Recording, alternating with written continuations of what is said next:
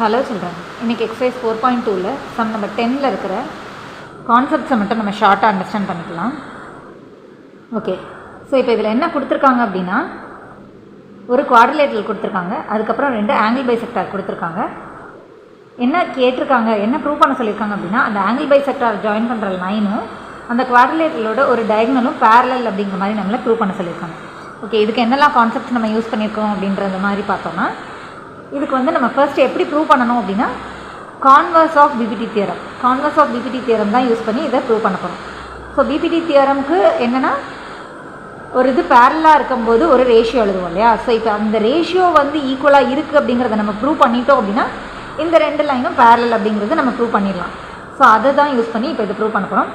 அதுக்கு நம்மக்கிட்ட வந்து 2 ஆங்கிள் பைசெக்டார் இருக்கு இல்லையா. ஸோ இந்த குவாட்ரிலேட்டரில் 2 ட்ரையாங்கிளாக நம்ம ஸ்ப்ளிட் பண்ணிக்கிறோம். ஸோ ஏபிசிடி அப்படிங்கிற குவாட்ரிலேட்டரில் ஏபிசி அப்படிங்கிற ஒரு ட்ரையாங்கிளாகவும் ஏசிடி அப்படிங்கிற ஒரு ட்ரையாங்கிளாகவும் ஸ்ப்ளிட் பண்ணி அதில் 2 ஆங்கிள் பைசெக்டார் கொடுத்துருக்காங்க. So angle bisector theorem use பண்ணி ஒரு ரேஷியோ எழுதுவோம். ஏபிசி ட்ரையாங்கிளுக்கு ஒரு ரேஷியோ எழுதிக்கிறோம். அதே போல் ஏசிடி ட்ரையாங்கிளுக்கும் ஆங்கிள் பைசெக்டார் தியரம் யூஸ் பண்ணி அந்த ரேஷியோ எழுதி 2 ரேஷியோவையும் கம்பேர் பண்ணும்போது அதில் குட்டி குட்டி சேஞ்சஸ் பண்ணும்போது நம்மளுக்கு இந்த ரேஷியோ ப்ரூவ் ஆகிடும். ஸோ இந்த ரேஷியோ ப்ரூவ் ஆகிடுச்சு அப்படின்னா, by converse of BPT theorem இந்த ட்ரையாங்கிள் பிசிடியில் BD is parallel to EF அப்படிங்கிறத நம்ம ப்ரூவ் பண்ணிடுறோம். That's all. Thanks for watching, children.